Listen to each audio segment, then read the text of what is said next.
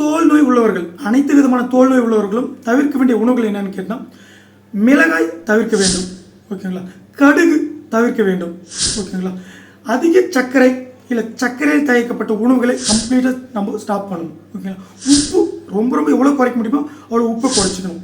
ஓகேங்களா? கத்திரிக்காய் கம்ப்ளீட்டாக ஸ்டாப் பண்ணணும். ஓகேங்களா? இந்த மாதிரி உணவுகளை எந்த தோல் நோய் இருந்தாலும் சரி கம்ப்ளீட்டாக நம்ம அதை ஸ்டாப் பண்ணிடணும். ஓகேங்களா? ஸோ நம்ம மிளகாய்க்கு பதில் நம்ம என்ன காரத்தை யூஸ் பண்ணலாம்னு கேட்டால் மிளகு யூஸ் பண்ணிக்கலாம்.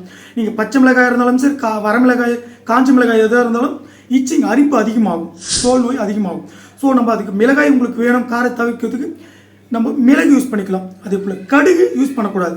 கடுகு நீங்கள் யூஸ் பண்ணாலும் அதுக்கு பதில் சீரகம் வேணால் யூஸ் பண்ணிக்கலாம். கடுகு சாப்பிட்டுங்களாலும் இச்சிங் அதிகமாகும். ஓகேங்களா? உங்களுக்கு இச்சிங் அதிகமாக இருக்குது அப்படின்னு கேட்டால் தேங்காய் எண்ணெய் வந்து எக்ஸ்டர்னல் அப்ளிகேஷனாக நம்ம எங்கே வேணாலும் அப்ளை பண்ணிக்கலாம். சுத்தமான தேங்காய் எண்ணெய் இருக்கணும், செக்கில் ஆட்டின தேங்காய் எண்ணெய் நம்ம போட்டுக்கலாம். அதே போல் நைட்டில் தூங்கும் போது ஒரு 3 சொட்டு தொப்புளுக்கு தேங்காய் எண்ணெய் வச்சு பூசிக்கலாம். இது உங்களுக்கு அரிப்பு குறையும்.